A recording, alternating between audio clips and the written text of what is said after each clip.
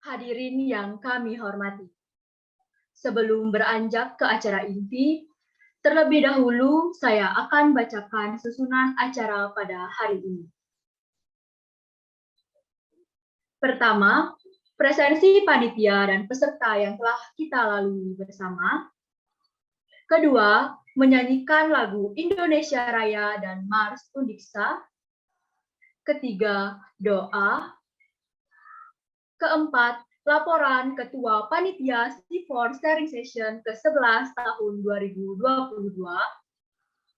Kelima, sambutan Koordinator Program Studi Sistem Informasi. Keenam, perkenalan narasumber. Ketujuh, pemaparan materi oleh narasumber. Kedelapan, sesi tanya-jawab dan diskusi. Kesembilan, penyebaran form evaluasi dan penutup acara.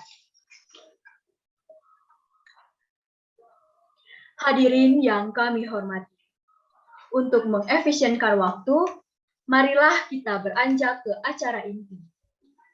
Pertama, yaitu menyanyikan lagu Indonesia Raya dan Mars Undiksa. Kepada petugas, dipersilakan.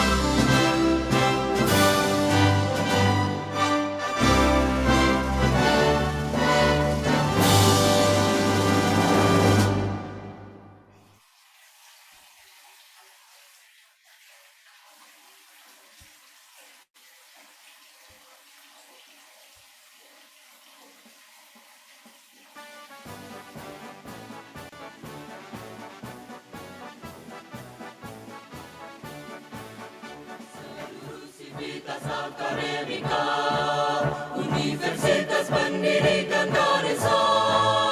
Mari kita tegakkan dengan bangga kejayaan alma mater tercinta, menjunjung tinggi nilai Pancasila, mengabdi dengan penuh dedikasi, bergenggam tangan menggalang persatuan, mencerdaskan kehidupan bangsa. Dengan tekad berjuang majukan bangsa, berbekal ilmu, iman dan takwa, tingkatkan sumber daya manusia demi masa depan yang sentosa. Seluruh sivitas akademika, Universitas Pendidikan Ganesha, mari kita tegakkan dengan bangga kejayaan alma mater tercinta, menjunjung tinggi nilai Pancasila, mengabdi dengan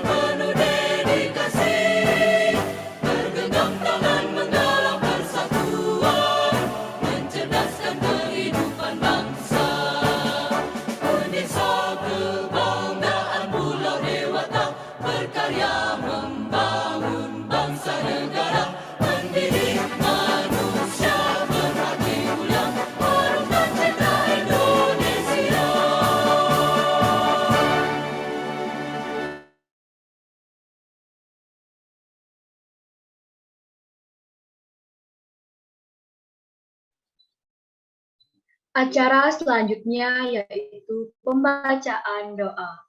Kepada petugas dipersilakan. Doa. Doa kami bacakan sesuai dengan keyakinan agama Hindu. Untuk yang beragama lain, berdoa sesuai dengan kepercayaan masing-masing. Om Swastiastu. Om Awignamastu Yanamasidam. Om Anu Badra Kratawayantu Wiswata.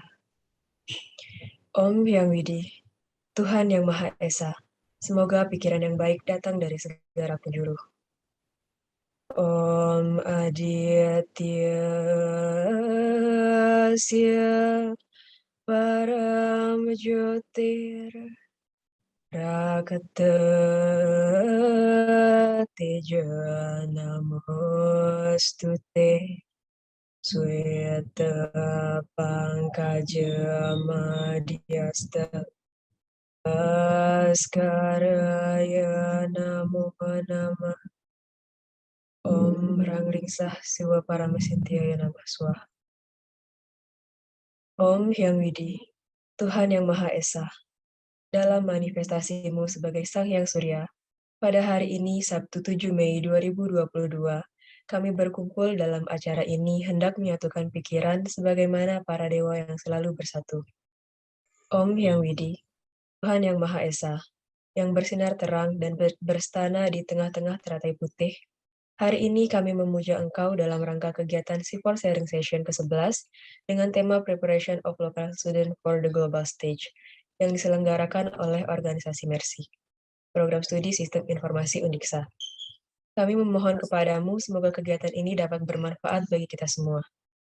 Om Hyang Widi, Tuhan Yang Maha Esa, bimbinglah kami, satukan pikiran, perkataan, dan perbuatan kami guna mencapai tujuan yang utama demi kelangsungan kegiatan ini. Om Sri Ambawantu, Sukam Bawantu, Purnam Bawantu, Ksama Sampurnaya Nama Swaha. Om Santi, Santi, Santi, Om.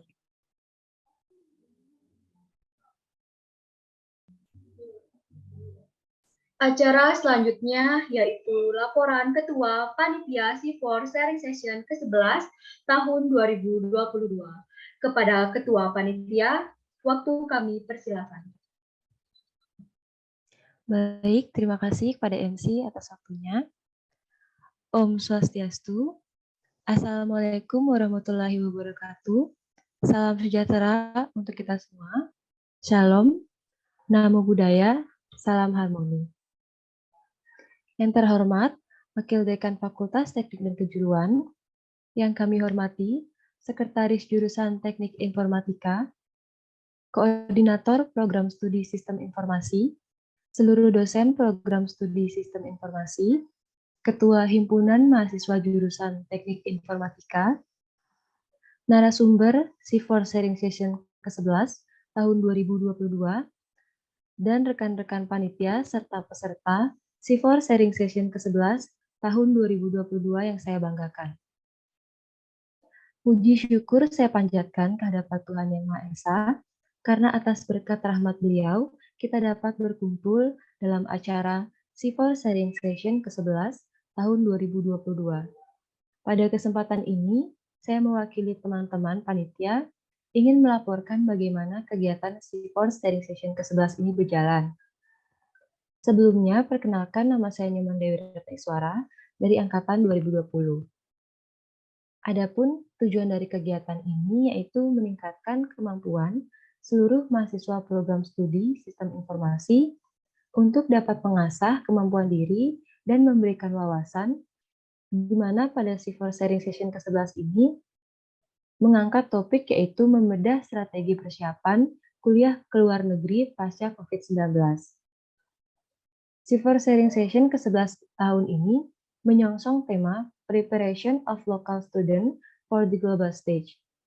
Adapun mahasiswa yang mengikuti kegiatan C4 Sharing Session ke-11 ini adalah seluruh mahasiswa program studi Sistem Informasi. Adapun sampai saat ini, Jumlah peserta yang mendaftar yaitu sebanyak 137 peserta. Dengan panitia berjumlah 23 orang dari angkatan 2020 dan 2021 yang dibentuk dari Mercy, yaitu sebuah komunitas di lingkungan Prodi Sistem Informasi. Persiapan kegiatan Civil Sharing Session ini berlangsung selama 2 minggu dengan berkoordinasi pada koordinator program studi Sistem Informasi dan dosen serta narasumber yang terlibat. Dalam pelaksanaannya, kegiatan ini tidak mengeluarkan biaya apapun dan seluruhnya dilaksanakan secara daring melalui platform Zoom Meeting. Saya selaku Ketua Panitia dan seluruh Panitia Civil Sharing Session ke-11 tahun 2022 mengucapkan terima kasih banyak kepada semua pihak yang telah membantu dalam kegiatan ini yang tidak bisa saya sebutkan satu persatu. Demikian yang dapat saya sampaikan selaku Ketua Panitia. Mohon maaf apabila ada kesalahan kata yang disengaja ataupun tidak. Akhir kata saya ucapkan terima kasih dan saya tutup dengan Param Santi. Om Santi Santi Santi Om. Wassalamualaikum warahmatullahi wabarakatuh. Shalom, Namo Buddhaya, salam sejahtera untuk kita semua, salam harmoni.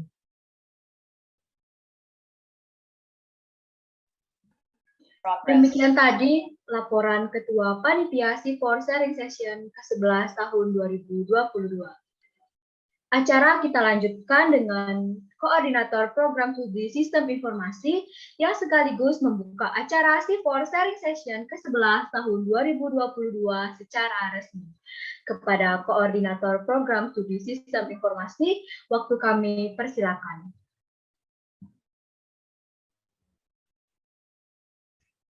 Baik, Om Swastiastu. Assalamualaikum warahmatullahi wabarakatuh. Salam sejahtera bagi kita semua. Salam, Namo Buddhaya, dan salam harmoni. Yang terhormat, Ibu Wakil Dekan 3, yang saya hormati Bapak Sekretaris Jurusan, yang sekaligus selaku narasumber pada kesempatan Civil Sharing Session yang ke-11, Bapak Ibu dosen yang hadir pada acara Civil Sharing Session yang 11 ini, kemudian adik-adik dari panitia, dari tim Mercy, kemudian adik-adik seluruh peserta kegiatan Civil Sharing Session yang ke-11 yang berkesempatan hadir. Puji syukur kita panjatkan ke hadapan Tuhan Yang Maha Esa karena pada kesempatan ini kita diberikan kesehatan, kemudian bisa menghadiri acara ini yang merupakan acara yang ke-11 ya, yang dilaksanakan oleh Mercy dalam kepanitiaannya, yang tujuannya adalah sebenarnya sharing dari kita gitu ya, dari dosen, dari teman-teman mahasiswa, kemudian maupun dari narasumber luar, dan diselenggarakan oleh kita dan untuk kita semua di sini ya. Jadi di Civil Sharing ke-11 ini diisi oleh Pak Sekretaris Jurusan, Pak Wiguna. Nah, tujuannya ini adalah jauh-jauh hari gitu ya, sharing untuk mempersiapkan nanti adik mahasiswa terutama gitu ya, terutama yang memiliki minat untuk keluar gitu ya. Jadi tidak hanya gini ya, tidak hanya yang ataupun misalkan yang ingin melanjutkan gitu ya, melanjutkan lebih ke jenjang yang lebih tinggi. Mungkin tidak hanya di luar negeri, di dalam negeri pun perlu persiapan. Nah, nanti Pak Wiguna akan sharing pengalaman beliau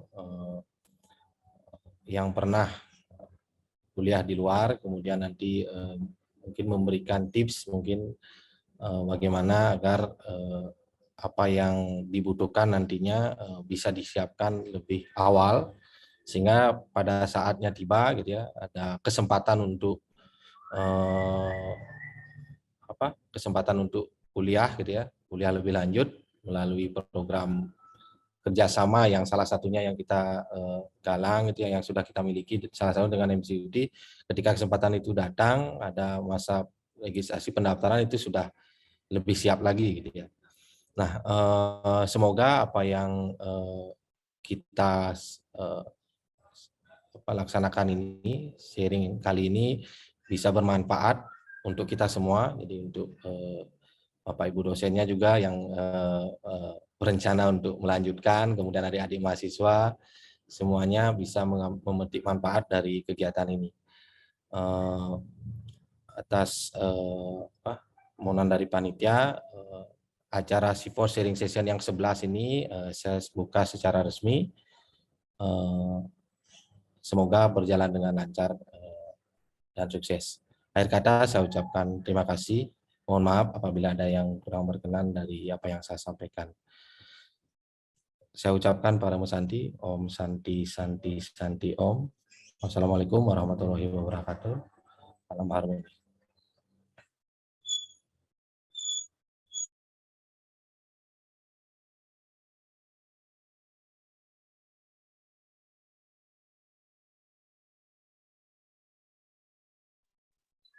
Baik, itu tadi merupakan koordinator program studi sistem informasi.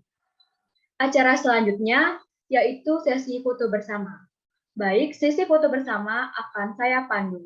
Untuk seluruh undangan, panitia, peserta dimohon untuk menyalakan kamera dan operator yang bertugas disilakan. Sesi foto bersama akan saya pandu. Dimulai dari slide pertama. Dalam hitungan 1, 2, 3. Untuk slide kedua, dalam hitungan 1, 2, 3.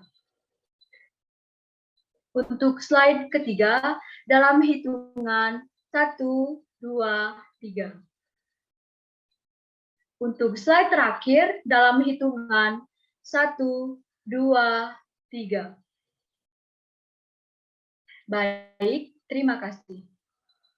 Tanpa mengurangi rasa hormat kepada para undangan yang memiliki kepentingan lain, disilakan untuk meninggalkan acara.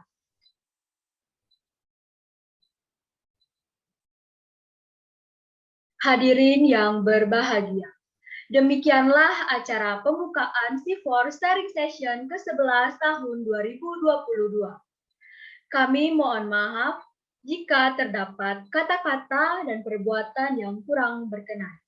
Akhir kata kami tutup dengan menghaturkan Parama Santi. Om Santi, Santi, Santi Om. Acara selanjutnya akan dipandu oleh moderator.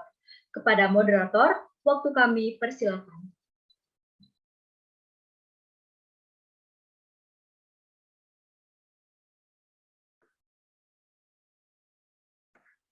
Baik, terima kasih kepada MC atas waktu yang telah diberikan kepada saya. Sebelumnya, apakah suara saya sudah terdengar?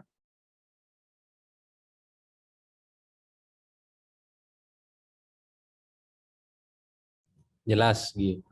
Yuk, terdengar. Baik, terima kasih Pak. Om Swastiastu. Assalamualaikum warahmatullahi wabarakatuh. Salam sejahtera untuk kita semua. Salam Namo Buddhaya. Salam harmoni. Sebelumnya, izinkan saya untuk memperkenalkan diri terlebih dahulu. Saya Putu Gio Satria Adinata.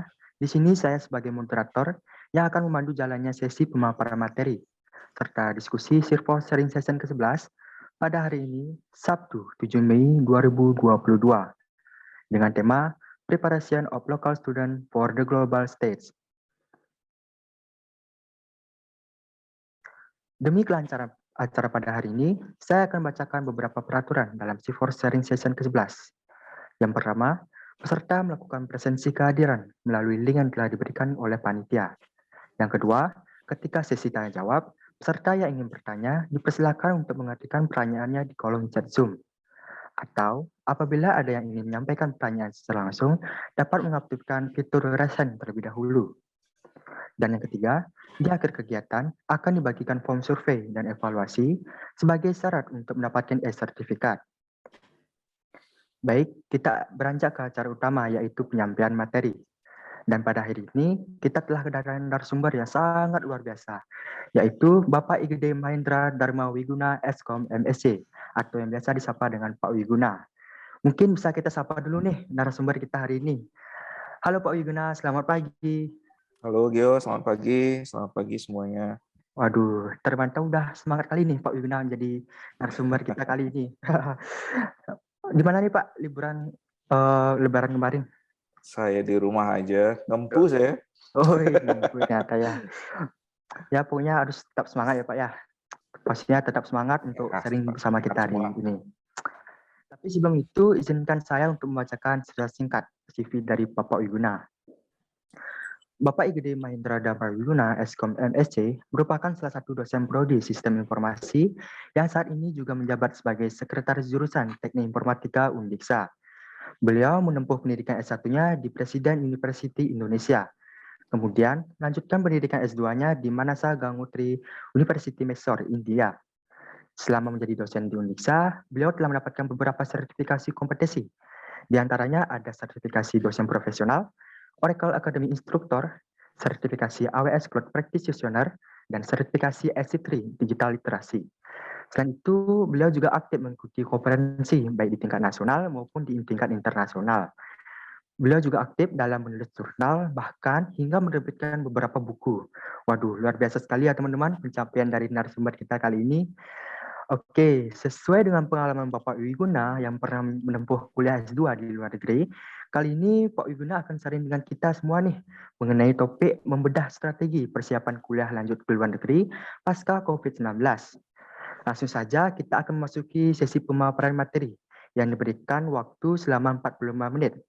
Pastinya para peserta di sini sudah tidak sabar nih Pak untuk mengetahui lebih detail mengenai bagaimana sih strategi yang harus dipersiapkan untuk melanjutkan kuliah ke luar negeri seperti pengalaman dari Pak Wiguna itu sendiri.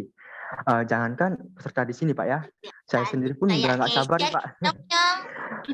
Oke, maka dari itu kepada Bapak Wiguna, waktu dan tempat saya persilahkan. Oke, terima kasih Gio. Aduh, Bu Diatri lagi bercanda sama ininya mungkin.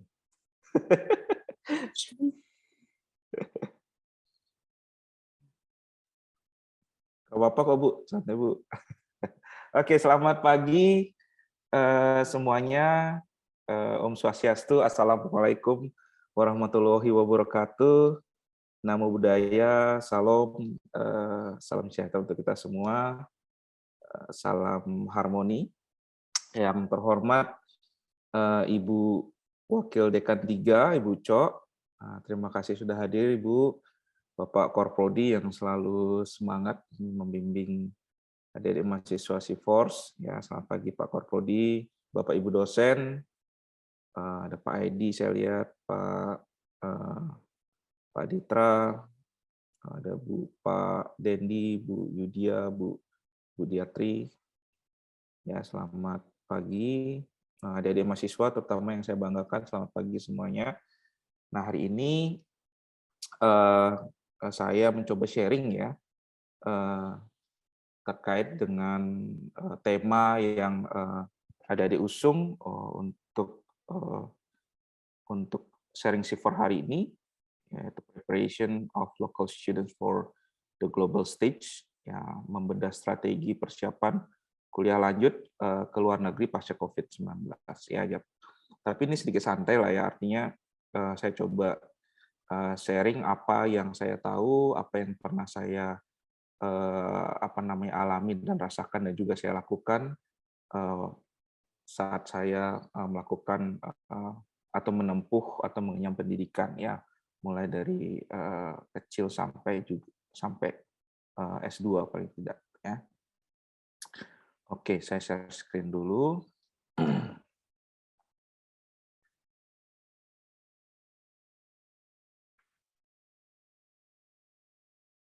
Oke, terlihat nggak Gio?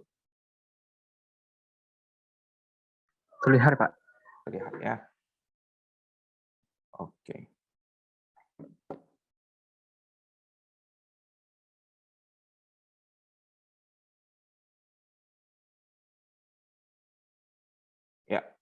Eh, jadi hari ini saya coba sharing ya terkait gimana sih kalau misalnya kita punya keinginan untuk melanjutkan kuliah di luar negeri based on experience yang sudah pernah saya lakukan ya.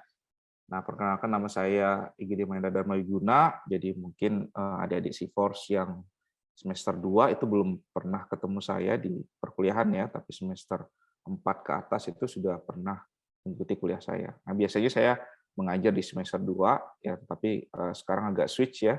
Jadi kita mengubah ini ya agar apa namanya? Agar refresh gitu ya.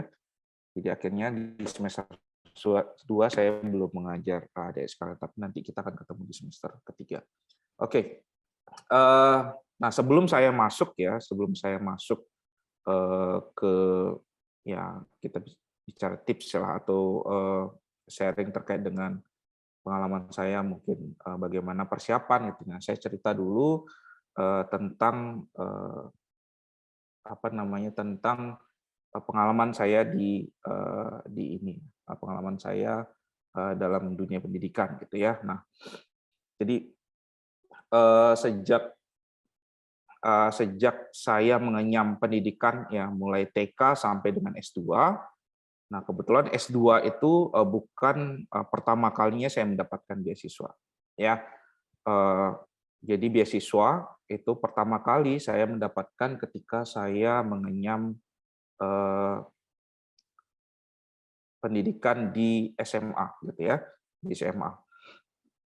Nah, namanya SMA Tarunan Nusantara. Nah, ini merupakan pertama kali juga saya merantau pada saat itu, jauh dari orang tua, karena SMA Tarunan Nusantara itu berada di Magelang, kota Magelang di Jawa Tengah, dan saya menganyam SMA di sana. Nah, kenapa akhirnya saya memilih di sana ya? Pertama, karena saya dapat beasiswa full. Jadi SMA Tarunan Nusantara itu adalah boarding school, sekolah berasrama yang sangat teratur, sangat disiplin gitu ya, dan cukup semi militer di sana. Dan lokasinya di itu ya di kota Magelang, Jawa Tengah yang dekat Akademi Militer Angkatan Darat. Nah, kenapa akhirnya saya memilih? Karena effortnya besar adik-adik sekalian untuk lulus ke sana. Jadi saya melewati 4 jenis tes pada saat itu, ada tes akademik, tes kesehatan, tes semata, tes olahraga gitu ya. Kemudian yang terakhir itu adalah tes psikologi. Nah, karena effortnya itu akhirnya saya memutuskan masuk ke SMA Tarunan Nusantara, melepas SMA Negeri 1 Singaraja karena kebetulan juga saya lulus pada saat itu. Ya. Nah, cuman saya cukup beruntung di sana gitu ya. Kenapa saya beruntung terpilih menjadi siswa di sana? Karena pertama ya saya dapat beasiswa secara penuh ya. Kemudian yang kedua karena saya memiliki teman-teman yang berasal dari Aceh sampai Papua, dan itu menjadi keuntungan saya karena ya kemana-mana gitu ya, saya kemana-mana misalnya di seluruh Indonesia saya tinggal kontak teman-teman saya gitu ya, karena mereka merupakan orang lokal di sana, sehingga ketika ada sesuatu hal gitu atau apa namanya kebutuhan tentang untuk datang ke lokasi atau ke daerah tersebut itu sudah ada teman-teman saya. Gitu. Nah, kemudian selanjutnya di akhir kelas 3 SMA ada tawaran nih, ada tawaran beasiswa lagi ya. Jadi saya tuh orangnya ini ya, apa namanya, suka tantangan ya. Tantangan, terus senang kompetisi gitu ya, dan nggak mau ngalah gitu ya dulu ya. Jadi orangnya gitu dulu. Sekarang sudah agak meredam lah sedikit. Ya. Nah, di akhir kelas 3 SMA itu ada tawaran beasiswa tuh dari NTU namanya. Nanyang Technology University Singapura. Nah, mereka memberikan jatah beasiswa penuh untuk calon mahasiswa Indonesia khusus di SMA Tarunan Nusantara. Jadi mereka datang. Ya, kenapa? Karena SMA Tarunan Nusantara pada saat itu ada salah satu SMA terbaik di Indonesia. Ya, jadi UNIF-nya yang datang ke SMA gitu. Ya, untuk memberikan beasiswa. Nah, pada saat itu saya punya keinginan juga tuh sepintas untuk coba kuliah di luar negeri. Ya, sepintas, cuman nggak apa namanya nggak cukup serius menyiapkan ya, Karena ya pada saat itu ya ketakutannya adalah bahasa pada saat itu ya. Takutnya kalau misalnya kita di luar negeri terus akhirnya kuliah dengan bahasa Inggris nanti gimana gitu. Nah, itu jadi ketakutan awal ya. Tapi tetap saya ikut tes. Ya, tesnya cukup sulit ya karena berbahasa Inggris artinya kalau kita yang awam bahasa Inggris maka harus 2 kali kerjanya ya. Pertama harus ditranslate dulu, kedua baru dikerjakan tesnya gitu. Ya. Tapi akhirnya saya berhasil melewatinya. Cuman masalahnya adalah saya tidak lulus beasiswa penuh. Jadi beasiswa sebagian yang artinya saya kuliah di sana harus bayar. Nah, itu berat jadinya gitu ya. Berat karena apa? Karena orang tua saya pun tidak mungkin bisa menyalurkan saya di sana gitu ya. Jadi akhirnya saya urungkan kuliah di Singapura. Nah, kemudian datang lagi universitas, kebetulan universitas baru pada saat itu yaitu Presiden University. Ya, datang, kemudian saya ikut tes, akhirnya saya lulus beasiswa penuh. Ya, jadi sejak SMA saya coba mengejar tuh ya. Mengejar agar kuliah saya, sekolah saya itu sama sekali tidak ada pembayaran. Artinya saya nggak bayar apa-apa. Nah, akhirnya saya juga mendapatkan beasiswa ya penuh di Presiden University, biaya kuliah dan juga housing pada saat itu. Jadi saya dapat rumah, makan ditanggung ya selama 4 tahun kebetulan ya. Nah, kalau misalnya kita nggak dapat beasiswa, itu bayarnya total sampai 65 juta per semesternya. Nah, setelah selama 4 tahun, beasiswa saya lancar, karena saya bisa jaga IPK saya dan skor mata kuliah saya tidak sampai di bawah B. Gitu, ya. Nah, Presiden University itu merupakan, pada saat itu, dan sampai sekarang itu, International Standard University. Jadi bahasa pengantarnya di sana itu menggunakan bahasa Inggris. Nah, dari sana saya baru berpikir, oh ternyata saya mampu gitu loh. Ternyata saya mampu sebenarnya gitu ya. Cuman kenapa sebelumnya tidak saya maksimalkan untuk mencoba kuliah di luar negeri ya. Ternyata setelah saya jalani ya, karena di sana juga bahasa pengantarnya pakai bahasa Inggris, teman-teman saya juga banyak dari luar negeri ya datang ke Indonesia dan ternyata bisa kita lewati gitu ya. Nah,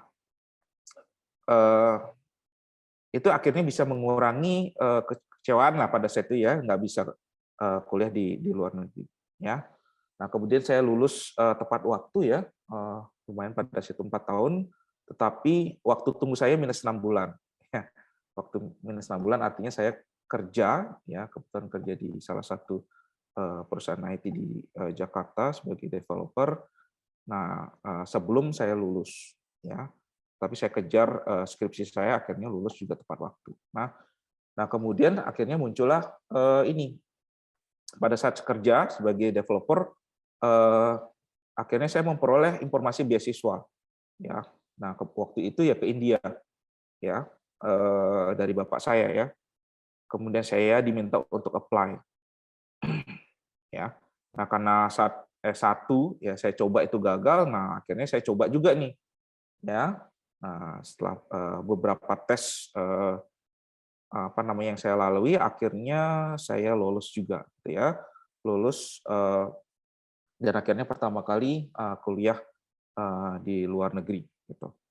Nah, selama 2 tahun di luar negeri, ya di India itu menjadi pengalaman yang tidak ternilai adik-adik sekalian, ya karena banyak hal baru yang saya temui, ya mulai dari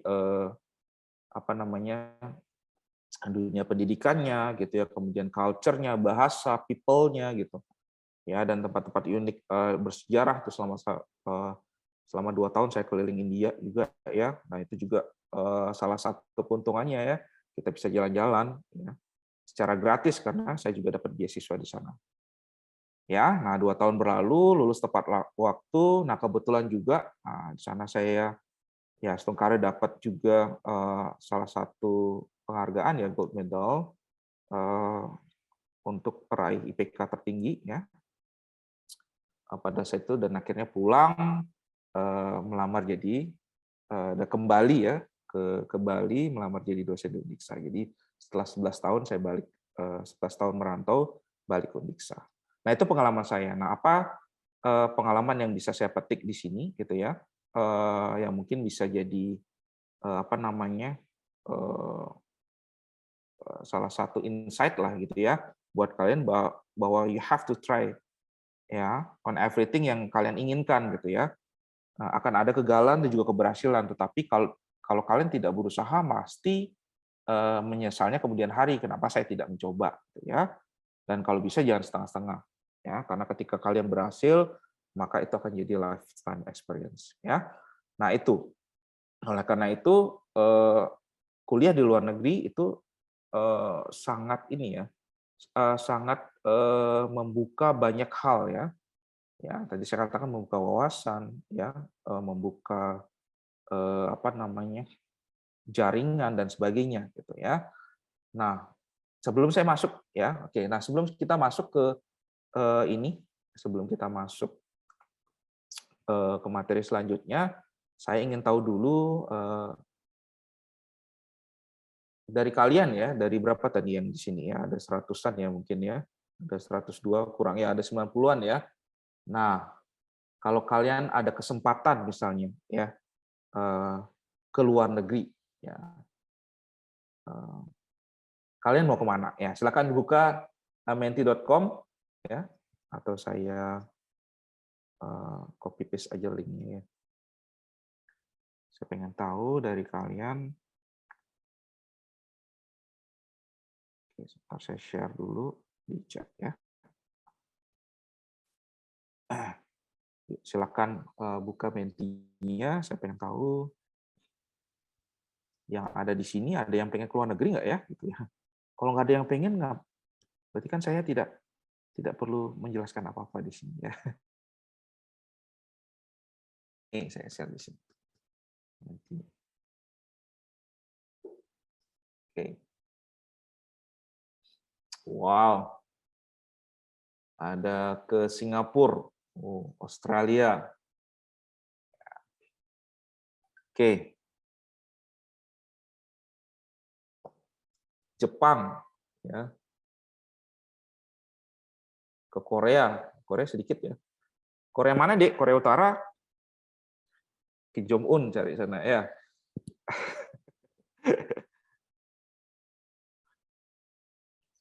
Oke, jadi banyak tuh ya, ada yang ke Singapura, ada yang ke Jepang, ada Australia, ya, ada Amerika di Jerman, ya. Oke, cukup beragam ya. Oke, ada ke Cina. Nah, terlihat dari sini kalian sebenarnya sudah ada bayangan ya. Kira-kira mau kemana? Gitu, ada yang mau ke Inggris, ada ke UK juga di sini ya. KR itu apa sih? Korea ya. Oke, ada ke Malaysia, Finlandia, oke. It is new, oke. Finlandia, oke. Saya minta negara, kota boleh lah ya, ke Paris, spesifik ya, di Perancis mau ke Paris ya. Oke, boleh. Ya. Oke, ada 27 ya, dari 27 yang ikutan. Ya, persebarannya seperti ini. Jadi ya rata-rata paling banyak berarti ke Jepang ya, ada ke Australia juga, ada ke Singapura, Korea Selatan dan Jerman. Ya, Jerman, ada Berlin di sini. Waduh, spesifik juga ke kotanya, ke Berlinnya. Oke, apa yang ada di sana? Ya, oke. Ya, jadi paling tidak kalian sudah ada bayangan ya, rencananya mau kemana gitu ya. Nah, selanjutnya. Oke. Nah, kalau saya tanya apa yang mau kalian lakukan di luar negeri? Nah, itu pertanyaan selanjutnya. Coba, apa yang ingin kalian lakukan di luar negeri?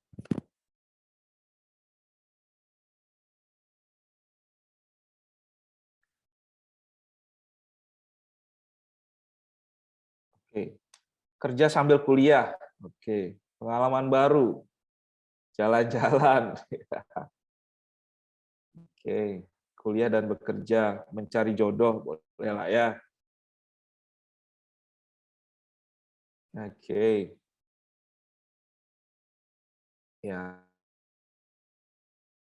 Jadi kalian sudah ada apa namanya? Kepikiran ya mau ngapain sih di sana gitu ya. Oke. kuliah, belajar, ya kuliah dan belajar is the same things, jadi itu masih jadi favorit untuk keluar negeri. Oke, cukup beragam, mempelajari culture, waduh, datang ke sana, ya jalan-jalan lah ya, kita sambil traveling, sambil menambah wawasan kalian di sana, ya. Oke, jadi sebagian besar ya benar ya kuliah dan bekerja. Oke, jadi tema hari ini sudah cocok paling tidak ya. Jadi memang ada keinginan kalian untuk kuliah dan belajar, bahkan juga bisa bekerja di luar negeri. Ya, itu hal-hal yang baik sebenarnya. Kalau kalian sudah ada motivasi awal. Karena biasanya setelah kalian kuliah di luar negeri, ya otomatis gitu ya peluang untuk bekerja di sana pun sebenarnya cukup besar. Ya, karena standar yang standar yang kalian capai di sana kan sesuai dengan standar yang dimiliki di negara tersebut. Akhirnya kalian bisa bekerja juga nantinya ujung-ujungnya di negara tersebut, ya. Oke. Terima kasih semuanya, ya. Terima kasih. Saya balik lagi ke presentasi. Nah, dari dua survei ini kita bisa lihat bahwa kalian sebenarnya sudah punya bayangan gitu ya. Seandainya kalian ingin kuliah ataupun kerja ataupun jalan-jalan ke luar negeri ya, paling tidak dibayangin dulu ya, dimimpiin dulu ya paling tidak. Ya. Nah, sekarang selanjutnya adalah mengapa kita harus keluar negeri kuliahnya gitu ya. Nggak harus ya, tapi alangkah baiknya bisa keluar negeri ya. Kenapa? Nah, ada beberapa alasan. Yang pertama itu adalah bidang studinya gitu ya. Bidang studi spesifik yang lebih sesuai dengan kebutuhan industri. Nah, kita nggak bisa menyangkal ya bahwa tujuan utama ya atau tujuan akhir dari kalian kuliah atau studi itu pasti untuk bekerja, benar ya? Bekerja dan juga berkarir. Jadi itu adalah tujuan utama kalian. Nah, faktanya sebenarnya bahwa ada hubungan atau link and match antara skill yang kalian asah di perguruan tinggi dan juga kebutuhan yang ada di industri. Itu saling mempengaruhi gitu ya. Nah, perkembangan dalam dunia industri itu telah membuat kebutuhan yang semakin meningkat akan tenaga ahli yang sesuai dengan bidang-bidang ilmu yang spesifik deh, gitu ya, yang lebih spesifik. Nah, di luar negeri mereka menawarkan jurusan atau program studi gitu ya, atau course yang spesifik pada bidang ilmu tertentu, ya. Misalnya gitu ya, ada Master of gitu ya, Data Science, Master of Artificial Intelligence, Master of Information System Security. Jadi langsung spesifik, ya. Beda dengan Indonesia. Kalau misalnya mungkin saat ini sudah mulai lah ya, berdasarkan visi misi dari Pak Jokowi ya diminta untuk universitas membangun prodi-prodi yang memang spesifik ya di bidang ilmunya saat ini sudah mulai.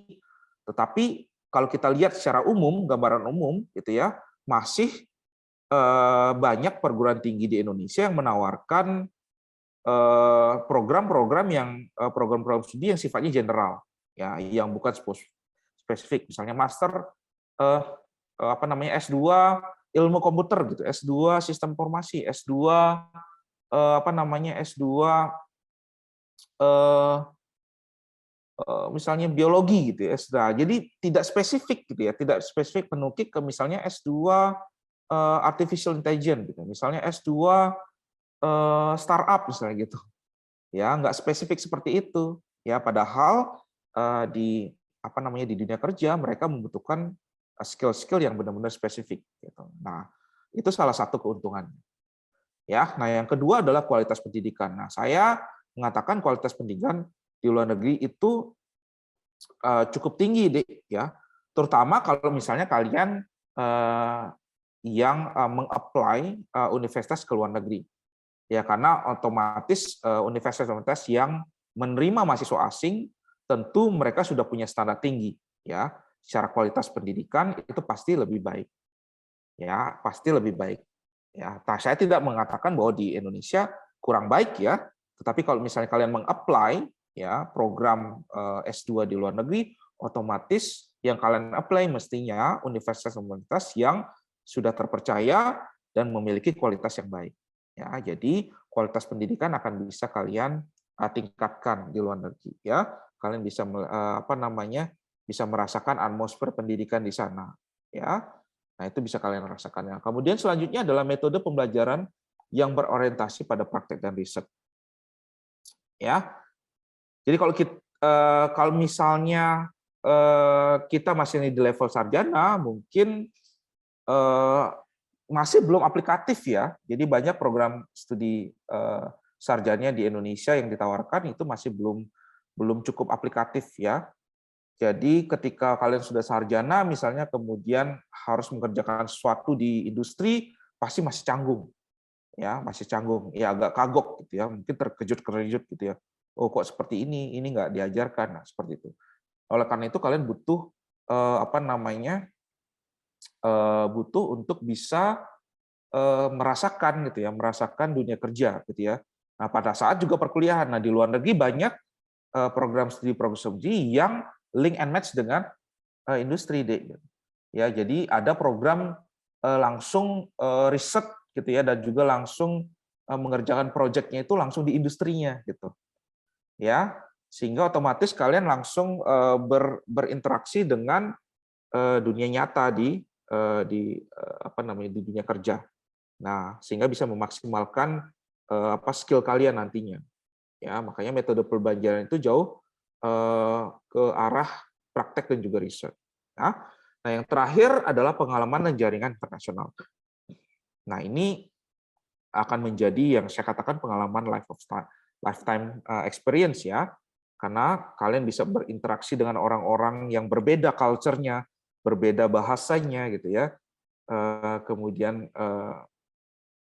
kalian akan belajar banyak di sana gitu ya, dari adat istiadatnya, kemudian ya banyak hal lah ya, termasuk juga kalian bisa jalan-jalan juga ya, itu juga jadi salah satu keuntungan kalian kalau kuliah di luar negeri ya, bisa jalan-jalan kemana-mana ya. Jadi saya bahkan bahwa ketika saya kuliah di India hampir seluruh spot bagus-bagus di India saya datangi gitu ya, karena gratis ya, saya dapat beasiswa kebetulan di sana gitu. Oke, jadi itu. Nah, selanjutnya apa yang wajib kalian tahu gitu ya untuk mempersiapkan untuk kuliah S2. Nah, ini khusus kuliah S2 ya, artinya baik kuliah S2 di dalam negeri maupun juga di luar negeri ya. Ada beberapa yang mesti kalian tahu dan juga wajib kalian persiapkan.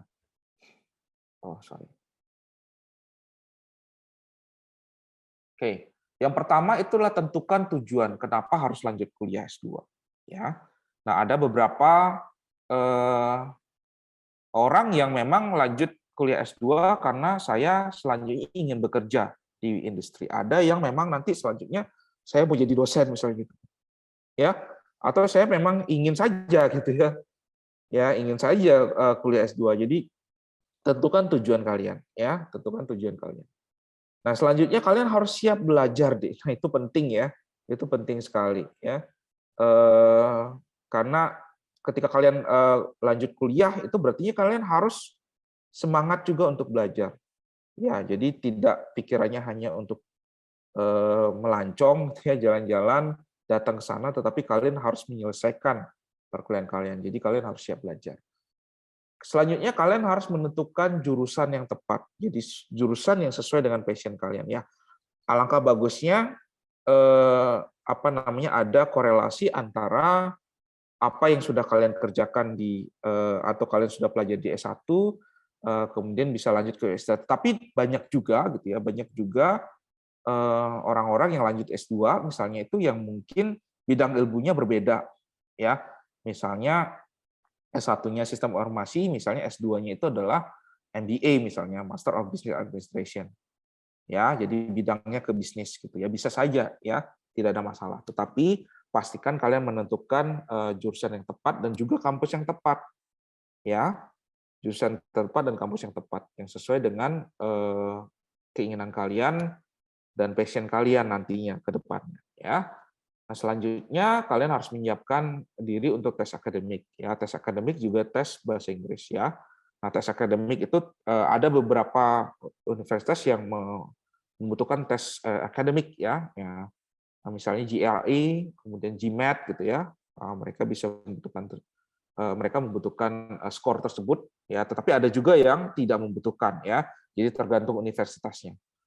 Kemudian bahasa Inggris ya wajib, ya, karena kita adalah negara yang bukan speaking English gitu ya.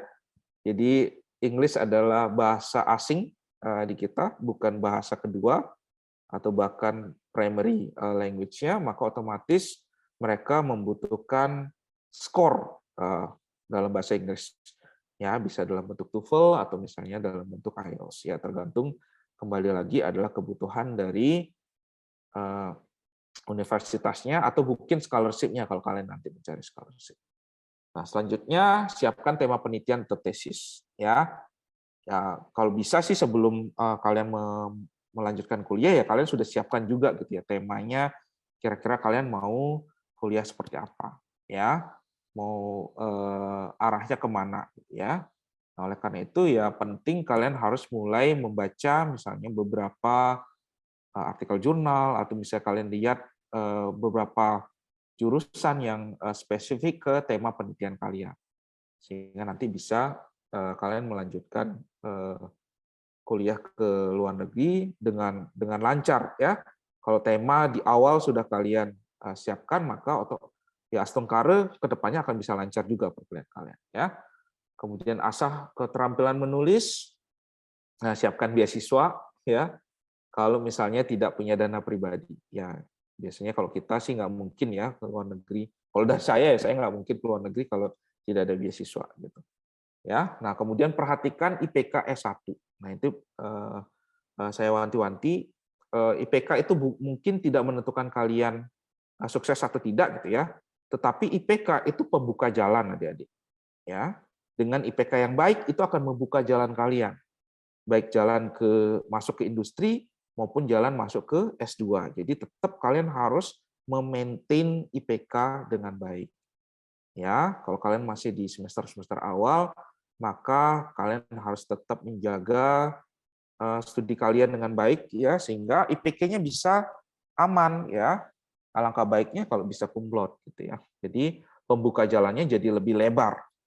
Ya, kalau IPK kalian kurang ya apalagi kalau ada persyaratan IPK gitu ya, maka kalian udah nggak bisa masuk gitu ya. Kalian nggak akan bisa masuk, nggak bisa ikut daftar.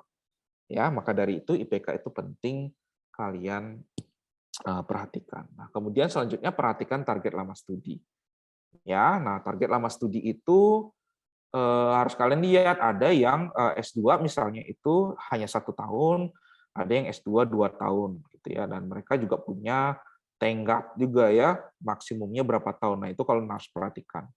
Dengan adanya target lama studi, kalian bisa merancang ya schedule kalian, apa yang kalian lakukan di semester 1, kemudian apa yang harus kalian selesaikan di semester 2 dan sebagainya gitu. Kalau misalnya dalam 2 tahun, maka di tahun kedua harus sudah seperti apa gitu ya.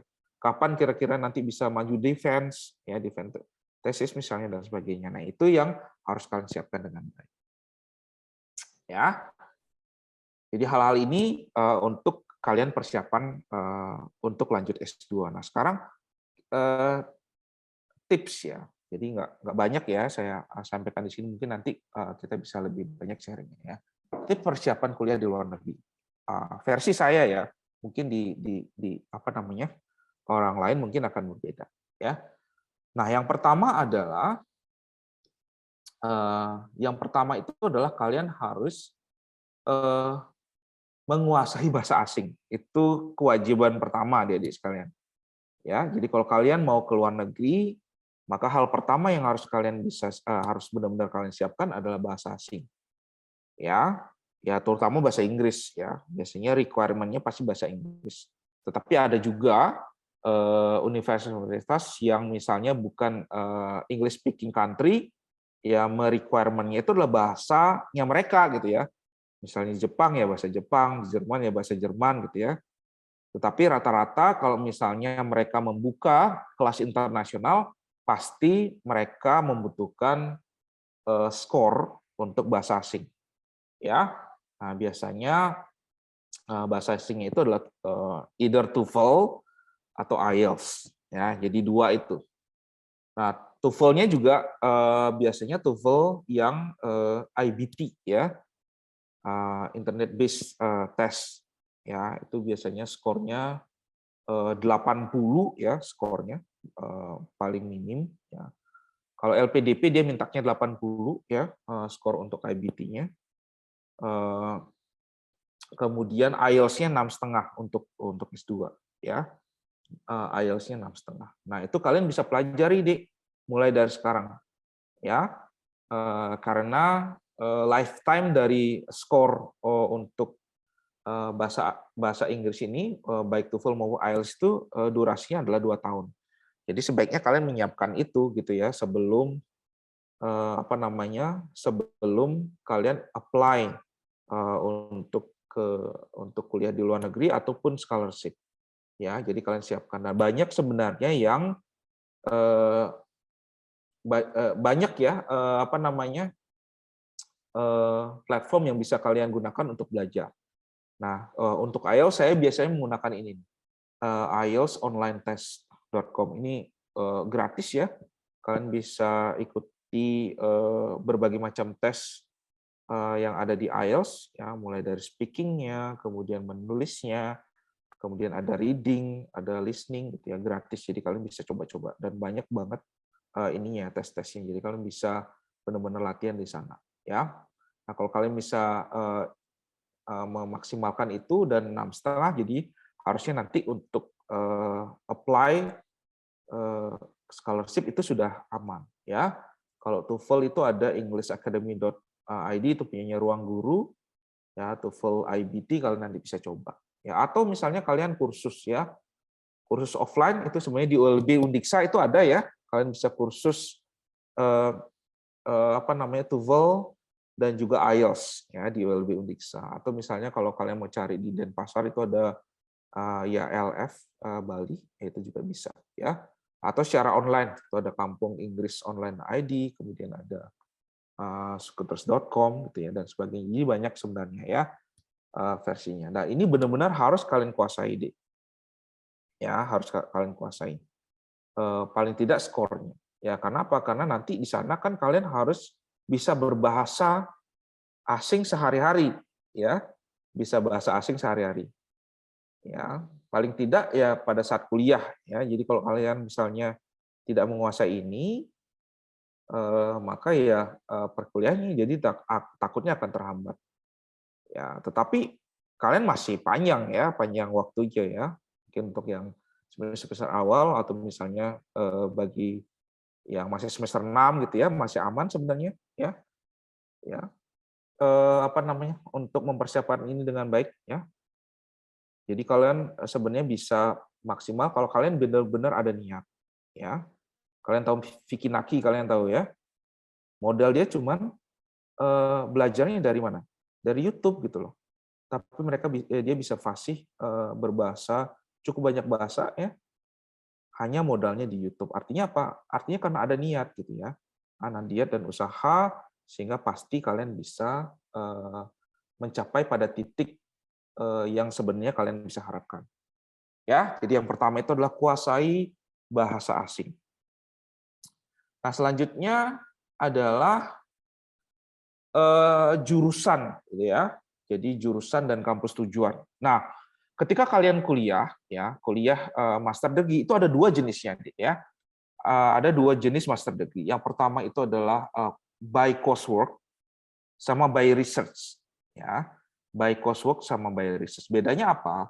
Nah, biasanya kalau master degree by coursework itu kalian di awal nggak diminta ini ya, nggak minta proposal dulu ya, proposal tesis ya di awal ya. Jadi biasanya kalian akan kuliah seperti layaknya S1 gitu ya.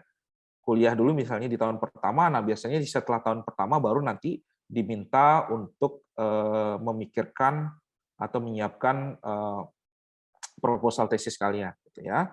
Jadi ada by coursework, nah ada yang by research, ya. Nah kalau by research itu ketika kalian mulai perkuliahan, ya S2 itu sudah harus mengerjakan research kalian. Biasanya kalian kalau misalnya mengambil mata kuliah yang mungkin mengarah ke riset kalian, gitu ya, misalnya ke perkuliahan metode penelitian, gitu ya, dan sebagainya, yang arahnya memang ke riset kalian. Tetapi kalau misalnya di coursework, kalian kuliah seperti yang S1, ya, yang spesifik ke bidang ilmu yang kalian pelajari di program studi tersebut, gitu ya. Jadi ada dua. Ya, nanti kalian bisa cari misalnya searching universitas di luar negeri, ya kalian tinggal lihat ya ada yang by coursework, ada yang by research, gitu ya. Nah, tetapi ending point-nya gitu ya, ending point-nya rata-rata gitu ya, rata-rata terutama di bidang kita ya, rata-rata pasti outcome-nya itu adalah tesis. Ya, outcome-nya adalah tetap seperti layaknya skripsi ya, yang disebut dengan tesis. Ya, walaupun entry point-nya berbeda. Ya, kalau by research langsung kalian research ya, jadi nanti diterimanya itu karena apa istilahnya supervisor atau promotor kalian itu sudah menerima gitu ya topik research kalian ya. Tetapi kalau by course biasanya kalian tes dulu ya di universitas di sana, kemudian kalian lulus tesnya, kemudian kalian kuliah seperti biasa dalam 1 tahun ya, mendalami bidang spesifik yang di program studi tersebut. Nah, setelah itu baru kalian diminta untuk menyiapkan proposal tesisnya.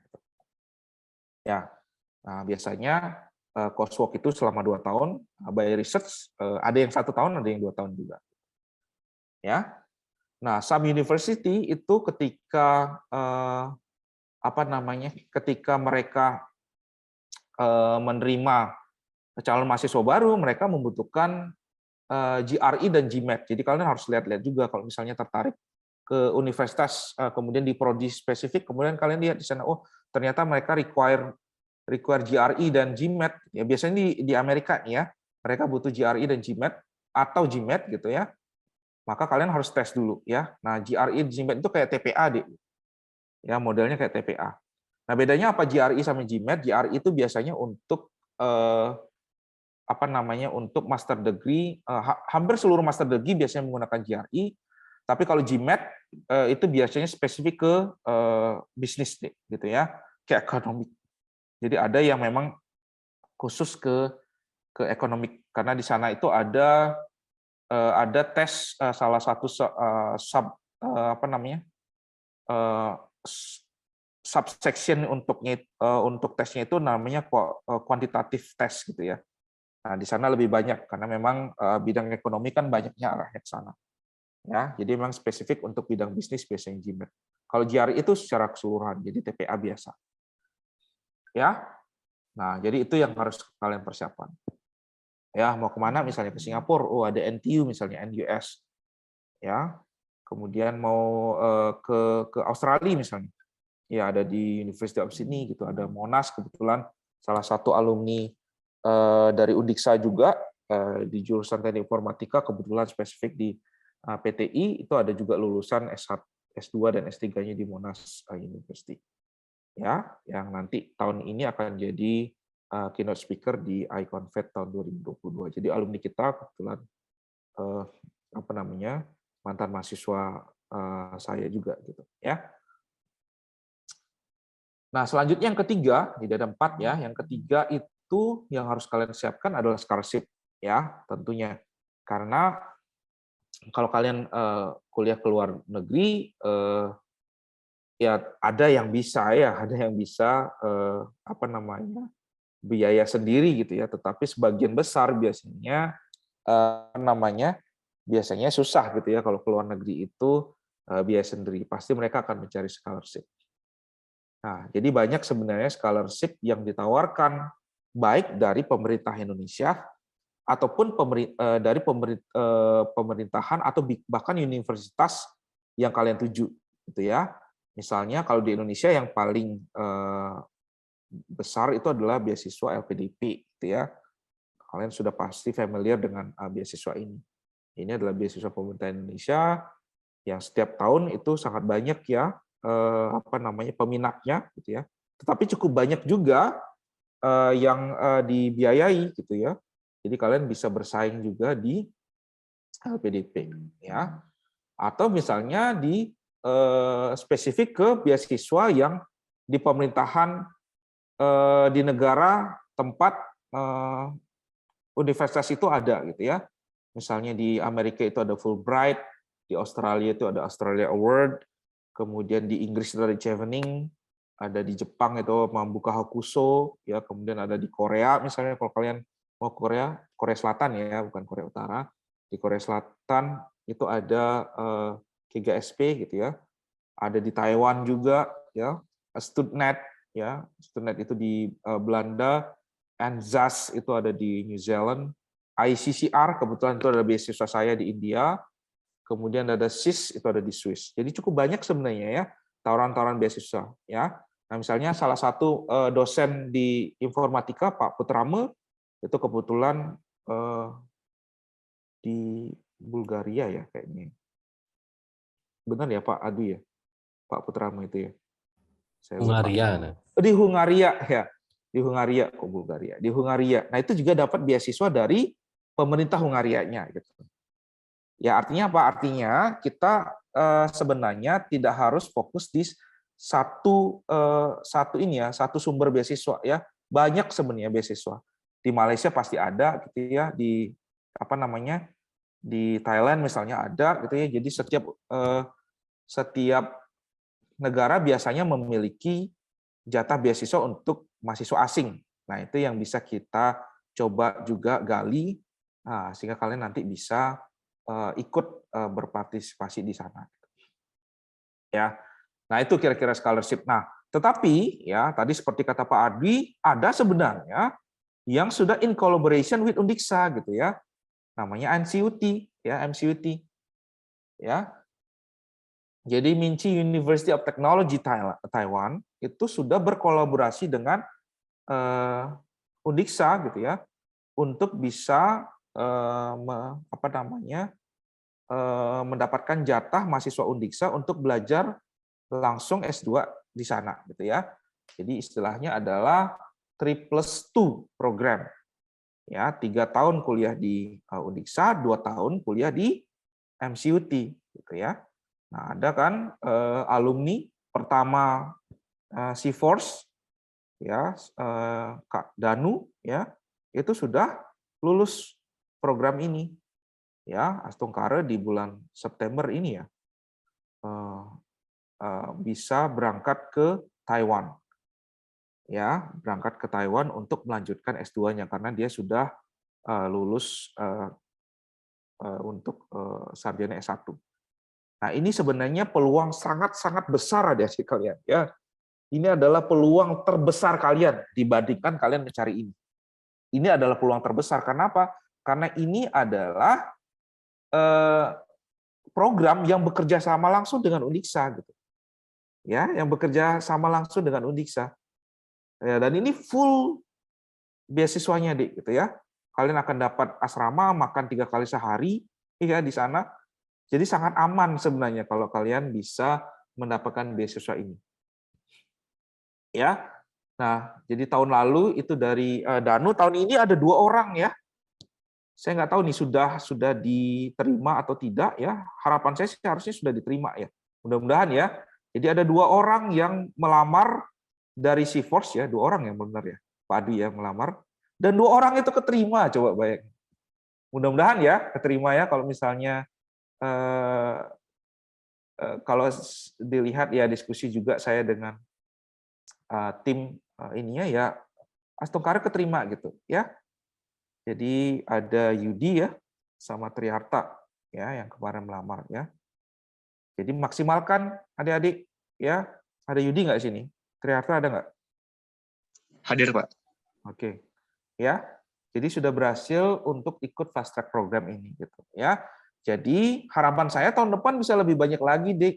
Paling tidak melamar gitu ya. Karena tahun ini ada hanya dua yang melamar, sayang sekali sebenarnya. Kalau misalnya lebih, ya mungkin saja kalian bisa juga diterima, adik-adik sekalian. Apalagi dengan dibantu dari IPK kalian yang kalian maintain dengan baik, ya. Kebetulan ya Triata dan Yudi IPK-nya sangat baik, ya. Dan juga kemarin sudah diskusi topiknya juga cukup menarik ya. Ya harapannya juga bahasa Inggrisnya bisa kalian jaga ya, Yudi dan Triata, sehingga nantinya ketika kalian melanjutkan perkuliahan di sana, kalian bisa kuliah dengan baik ya. Jadi ini adalah program fast track yang sebenarnya peluang terbesar kalian untuk bisa kalian coba ya, untuk bisa lanjut kuliah di luar negeri. Jadi nanti kalian kuliahnya di Taiwan, adik-adik sekalian. Apalagi sekarang zaman COVID seperti ini. Ya sebenarnya 2 tahun lalu ada 4 lolang yang lulus MCUT. Ya itu 2 tahun lalu itu tahun pertama sebenarnya ya, ada 4 orang dari PTI yang lolos. Tetapi sayangnya tidak bisa berangkat karena ya COVID ini ya, pas banget ya. COVID awal-awal itu tahun 2020 sehingga tidak bisa dia berangkat ke Taiwan ya. Nah, tahun ini Astung Kare Danu bisa berangkat mudah-mudahan, dan juga nanti dilanjutkan sama yang selanjutnya ya. Kalau misalnya memang sudah spesifik bahwa Triata dan juga Yudi bisa lolos fast track program ini. Nah, itu kira-kira ya. Jadi beasiswa itu penting untuk kalian bisa cari ya. Dan gimana sih caranya mengupdate beasiswa? Nah, itu banyak ininya deh ya. Banyak medianya untuk bisa kalian update scholarship atau beasiswa ya. Di Instagram itu cukup banyak ya. Saya biasanya follow beberapa akun ya untuk beasiswa ya, misalnya kayak Rana Beasiswa, Info Beasiswa gitu ya. Jadi banyak beasiswa yang sebenarnya akun-akun Instagram yang mengupdate ya informasi tentang beasiswa. Ya. Nah, kemudian kalian juga bisa ikut beberapa Telegram misalnya ya. Kebetulan saya juga ikut juga Telegram beasiswa. Jadi beasiswa nggak cuma beasiswa untuk S3 aja, ada beasiswa S1 juga gitu ya. Mungkin tadi kalian punya adik yang nantinya ingin melanjutkan kuliah di luar negeri, juga ada beasiswanya gitu ya. Beasiswa S1 dan beasiswa S2, beasiswa S3. Gitu ya. Nah, kemudian yang terakhir yang penting kalian harus perhatikan adalah pastikan kelengkapan administrasi. Nah, ini juga penting adik-adik sekalian ya. Nah, karena pelamar biasanya banyak gitu ya, ini menjadi salah satu filter gitu ya, filter di awal ya untuk administrasi. Nah, setiap kalian nanti apply beasiswa ataupun misalnya apply untuk program studi di luar negeri, maka kalian harus benar-benar membaca persyaratannya, membaca hal-hal yang memang dibutuhkan dalam persyaratan tersebut gitu ya, siapkan dengan baik. Nah, langkah baiknya kalian siapkan jauh-jauh hari gitu. Ya. Setahun itu yang paling ideal adik-adik sekalian, ya. Setahun atau 6 bulan lah paling tidak itu. Itu adalah persiapan paling ideal. Alangkah baiknya setahun gitu ya, mulai dari tes bahasa Inggrisnya ya, sampai dengan persyaratan lainnya ya. Misalnya transkrip gitu ya, biasanya kan harus ditranskrip dalam bahasa Inggris gitu ya. Kemudian kalau misalnya harus by research, maka kalian harus sudah siapkan temanya. Ya langkah baiknya ya kalau kalian ingin lanjut dari S1 kemudian lanjut ke S2 ya sebaiknya ya siapkan tema topik tesis yang nanti melink dengan skripsi kalian. Jadi lebih cepat jadinya kalian bisa menyiapkannya gitu ya. Jadi alangkah baik skripsi kalian itu sudah mengarah nantinya ke arah untuk melanjutkan ke S2. Ya, jadi nanti lebih mudah kalian bisa menyiapkan proposal untuk lanjut S2-nya gitu. Nah, jadi itu 4 hal yang saya pikir bisa jadi tips kalian untuk persiapan ke luar negeri ya. Jadi pertama kuasai bahasa asing, yang kedua itu harus tahu mau kemana ya, mau kuliah kemana ya, jurusan apa, kampusnya di mana, kemudian scholarship, dan yang terakhir pastikan kelengkapan administrasi. Gitu ya. Nah, itu kira-kira jadi kalau kalian ingin keluar negeri maka kalau bisa ya persiapkan dari sekarang, terutama ada yang sudah semester 6 gitu ya. Nah, ini kebetulan beberapa apa namanya? Ya, saya ada di India ya, dan juga sempat jalan-jalan juga ke Nepal. Ya. Masih kurus ya, sekarang sudah sangat gemuk. Oke. Nah, kemudian saya juga sempat beberapa kali ya ke Eropa karena kebetulan juga apa namanya menulis ya paper, kemudian conference ya sempat ya ini kebetulan sama Pak Windu, mungkin kalian kenal juga ya Pak Windu. Kita conference di Berlin pada saat itu ya, sempat juga ke Paris, kemudian di tahun selanjutnya saya conference di Italia ya, keliling ya ke Roma, kemudian ke Vatikan, ke Milan, ke Pisa, dan akhirnya balik lagi ke Paris gitu ya. Dan ini Mona Lisa. Jadi kalau kalian ada niat, ada usaha dan doa, maka mimpi tidak hanya akan jadi mimpi ya. Pasti akan ada kenyataan, pasti akan jadi kenyataan. Jadi pastikan kalian harus punya niat dan harus diusahakan, dan tentunya kalian harus berdoa dengan Tuhan agar bisa diwujudkan mimpi kalian. Jadi sekian dari saya, terima kasih. Kalau nanti ada diskusi, dipersilakan. Kembali ke Gio.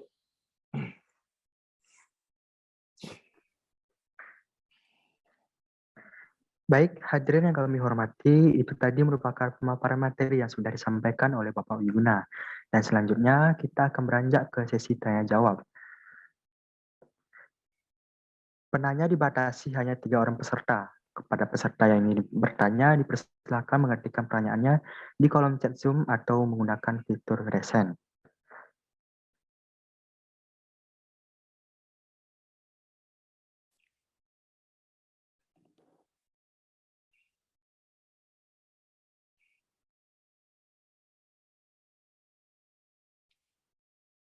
Ada yang mau bertanya?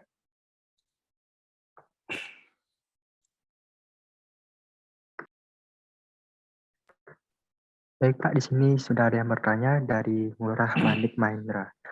Pak, mohon tips dan triknya untuk menghilangkan persepsi bahwa jika kita memulai sesuatu, kita pasti gagal, sehingga membuat kita untuk tidak berani memulai hal tersebut. Oke. Nah, kalau dari saya ya,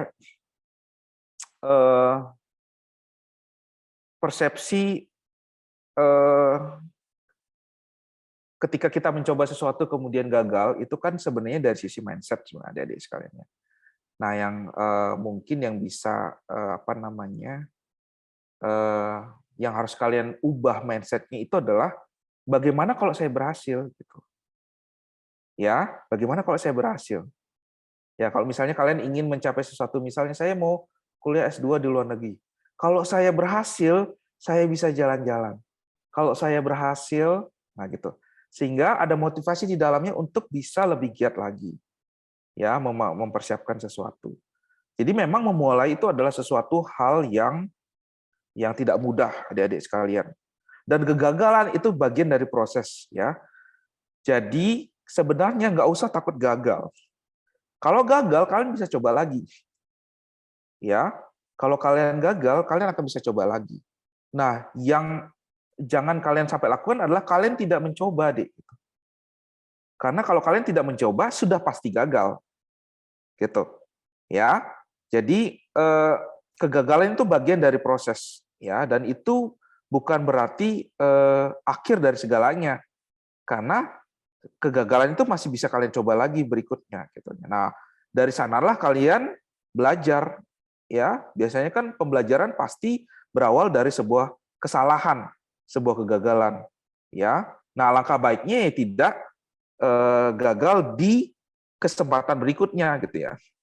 Artinya gagalnya itu tidak di di poin yang sama gitu ya. Jadi tidak jatuh di lubang yang sama. Karena kalian sudah belajar bahwa sebelumnya, oh saya ternyata kurangnya di sini nih. Maka nanti saya akan ke depannya akan saya tingkatkan. Ya, jadi jangan selalu berpikir bahwa sekali gagal ya udah gitu ya. Langsung saya nyerah kemudian langsung kayaknya saya nggak bisa lagi dan nggak bisa seperti itu ya, karena kegagalan itu hanya bagian dari proses ya. Kalau kalian mencoba lagi, who knows ya, di kesempatan berikutnya kalian akan lulus.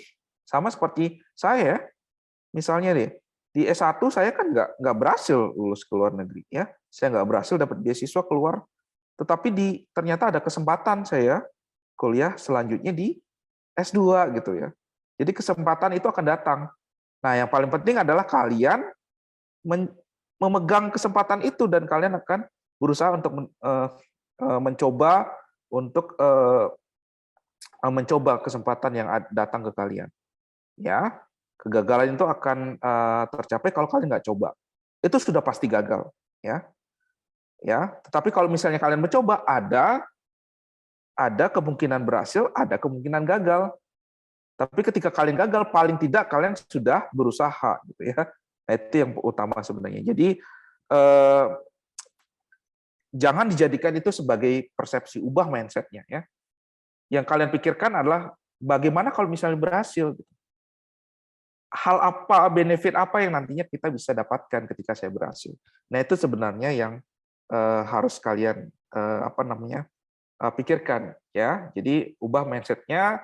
Kegagalan itu bukan akhir segalanya, kalian masih bisa mencoba lagi, dan saya yakin ketika kalian berusaha dan memperbaiki apa yang kalian kurang sebelumnya, di kesempatan berikutnya harusnya kalian bisa meraihnya gitu. Mungkin itu kali ya, Gio, Manik ya. Ya Pak, terima kasih atas jawabannya. Kalau kegagalan itu bukanlah akhir dari segalanya Pak ya, namun kesuksesan yang memutar itu. Yang penting teman-teman tuh bukan beberapa kali teman-teman gagal, tapi yang penting beberapa kali teman-teman tuh bangkit dari kegagalan itu sendiri. Yes. Mungkin lagi 2 penanya, dipersilahkan teman-teman.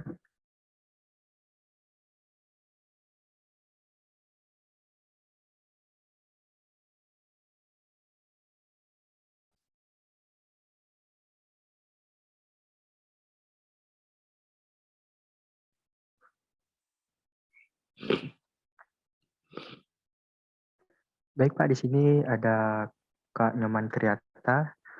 Izin bertanya, boleh dijelaskan sedikit Pak, bagaimana perbedaan sistem pendidikan di Indonesia dan India, khususnya di jenjang S2, dan apa saja plus minus kuliah di India Pak?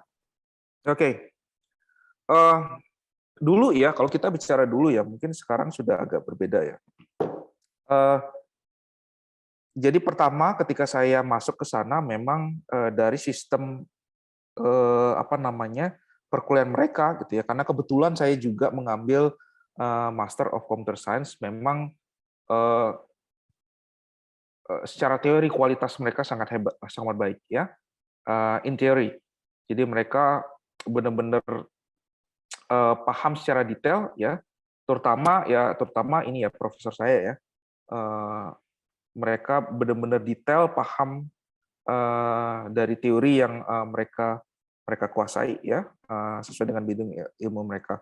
Tetapi kalau dari sisi perkuliahan itu sebenarnya gitu ya, 11-12 dengan Indonesia pada saat itu ya. 11-12 artinya yang saya rasakan memang perkuliahannya memang tidak jauh berbeda, tetapi yang berbeda adalah persaingannya, Dik, ya. Jadi persaingan terutama orang lokal di sana gitu ya. Mereka itu benar-benar punya motivasi tinggi untuk berkompetisi ya. Kompetisi. Jadi saya punya cerita dulu ya, ketika pertama kali di semester 1 saya kuliah di India, mahasiswa di sana itu agak susah berkomunikasi pada saat itu. Artinya mereka agak istilahnya pelit lah gitu ya, pelit sharing ya, karena mereka mikir mereka bisa lebih baik dari mahasiswa asing pada saat itu, ya. Nah, kebetulan ya kembali lagi pada saat itu jiwa kompetisi saya juga sangat besar, ya, sehingga akhirnya saya ngejot di semester 1, ya, ngejot di semester 1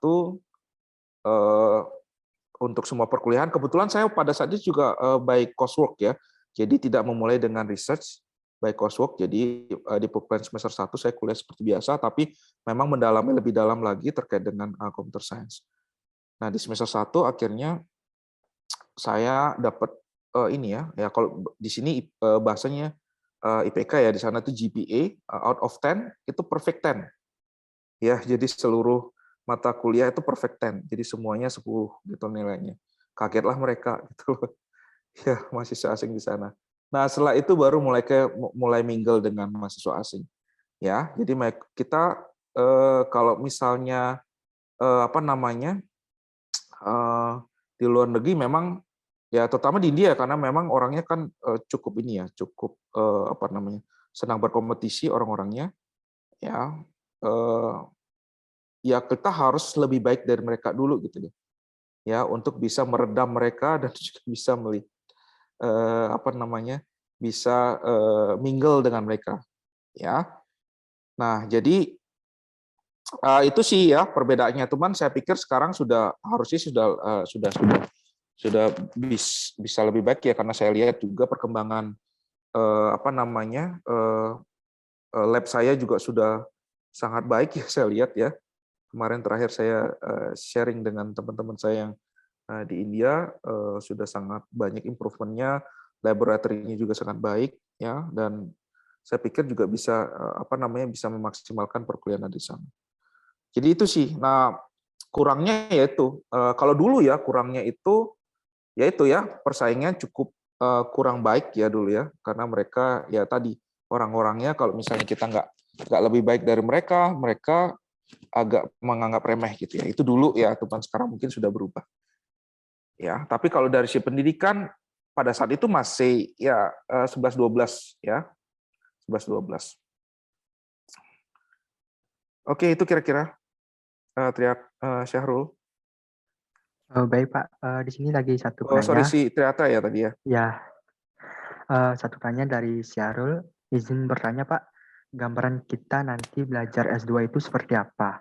Tadi sempat dibahas mengenai tujuan melanjutkan pendidikan S2, entah kerja atau hanya sekedar melanjutkan. Jadi seperti apa sih gambaran S2 itu Pak?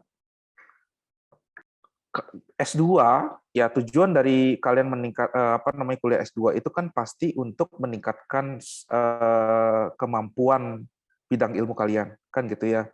Yang awalnya mungkin di S1 masih general, kayak semua ilmu kalian masuk, ya, tetapi ketika lanjut ke S2 itu jauh lebih spesifik yang kalian fokuskan. Misalnya di bidang sistem informasi misalnya, ya, sekarang kalian belajar banyak, ya, belajar evaluasi, belajar information security, belajar ada data mining, business intelligence gitu ya, ada belajar ERP dan sebagainya. Nah, ketika kalian S2, nah kalian akan spesifik ke bidang ilmu yang benar-benar kalian ingin dalami.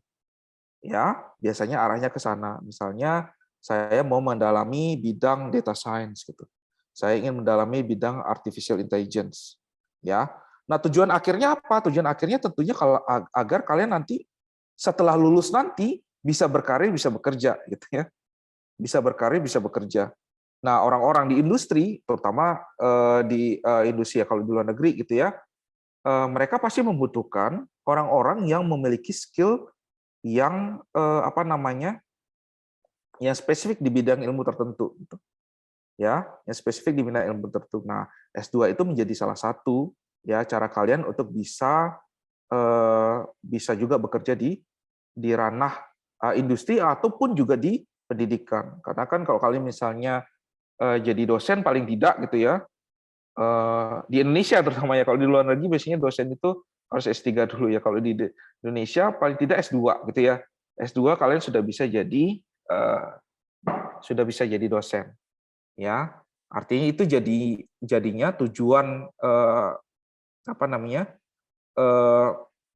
tujuan kalian. Nah, seperti apa gambarannya kalian ketika kalian S2 ya kalian ya belajar deh ya.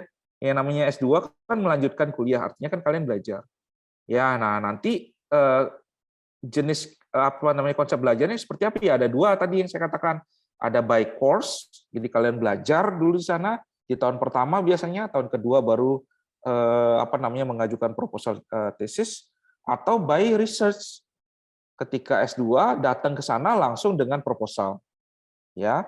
Jadi biasanya lebih cepat. Nah, misalnya apa namanya? Pak Windu misalnya ya.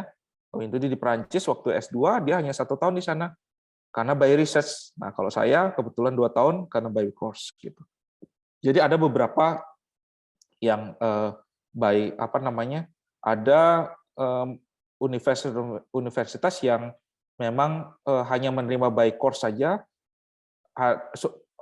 ada menerima by research saja gitu ya. Jadi tergantung universitasnya.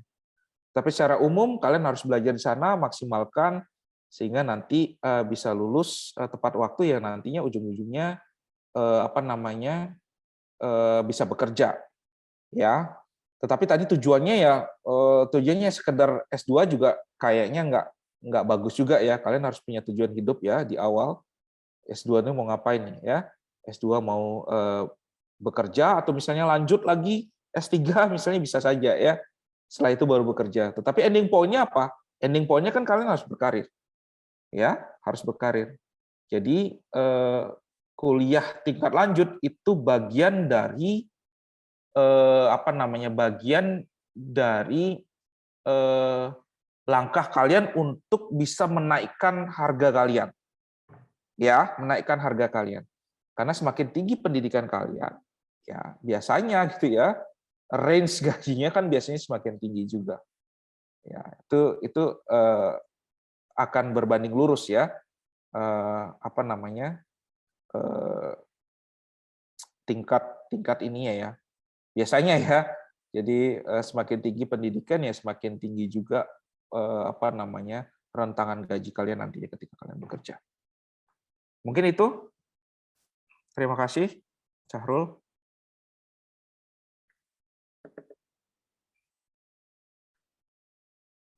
Baik Pak, terima kasih atas jawabannya.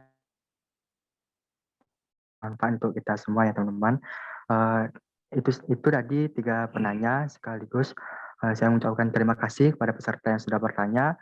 Berdasarkan pemaparan materi dan sesi tanya jawab yang telah kita lalui, dapat saya simpulkan bahwa melanjutkan pendidikan S2 di luar negeri itu sangat membuka banyak hal yang baru. Dari orangnya, lingkungannya, wawasannya, maupun jaringannya.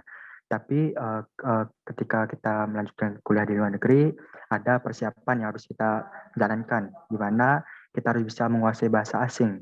Kita harus bisa mengetahui tujuan jurusan maupun kampus yang ada di luar negeri. Dan beasiswa yang kita cari itu harus kita tahu, seperti ada program Fast Track di mana Uniksa telah berkolaborasi dengan Universitas Minci di Taiwan, di mana program ini 2 tahun di Minci. Nah, yang terakhir kita harus mempersiapkan kelengkapan administrasinya. Sesuai dengan kata Pak Widuna, ketika ada niat, usaha, dan doa, maka mimpi kita itu tidak hanyalah menjadi mimpi, akan menjadi kenyataan juga. Nah, dengan berakhirnya sesi tanya jawab, maka berakhir pula serangkaian kegiatan pemaparan materi kita pada hari ini. Diinformasikan kepada peserta untuk mengisi form survei dan evaluasi yang nantinya digunakan sebagai syarat untuk mendapatkan sertifikat. Kepada panitia yang bertugas, dipersilahkan untuk membagikan form survei dan evaluasinya. Baik, hadirin yang kami hormati, berakhir sudah sesi pemaparan materi dan diskusi C4 Sharing Session ke-11 pada hari ini. Saya selaku moderator mengucapkan terima kasih sebesar-besarnya kepada Pak Wiguna, selaku narasumber yang sudah bersedia hadir dan berbagi ilmu kepada kita semua. Saya mohon maaf jika ada kata yang kurang berkenan di hati para hadirin, dan saya mohon maaf jika terdapat kekurangan, baik yang disengaja maupun yang tidak disengaja dalam keberlangsungan acara pada hari ini. Saya, Putu Gio Satria Adinata, pamit undur diri, dan saya tutup C4 Sharing Session ke-11. pada hari ini dengan Parama Santi.